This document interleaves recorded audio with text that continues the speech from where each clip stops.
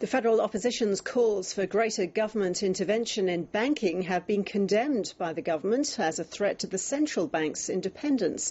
Now the coalition's communications spokesman has tried to communicate just what his colleague Joe Hockey meant when he called for Parliament to act against banks that went too far.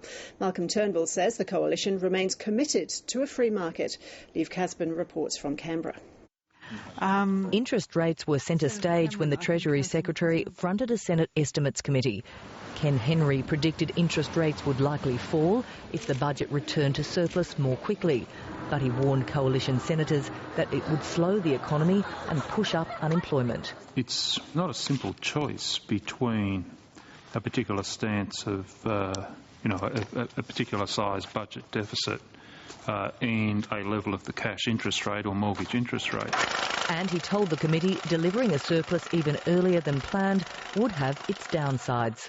The economy would be weaker, growth would be slower, the unemployment rate would be higher. Order. In the Parliament, the opposition has tried to shift the focus onto the banks and raising interest rates above the official increase. The government ridiculed the Shadow Treasurer's plans to use legislation to crack down on the banks. But Joe Hockey hasn't spelt out exactly what he'll do. His colleague Malcolm Turnbull tried to hose down Mr Hockey's comments. Joe's expressing the concern that many people have about high interest rates, and I think all Australians do, in fact. And he's certain what governments shouldn't do. The federal government hasn't intervened in interest rate management for a very long time, if ever. Economic responsibility was a key platform of the Howard government, and it's John Howard who has re-emerged in the media today with his long-awaited memoir, Lazarus Rising, which will go on sale next week.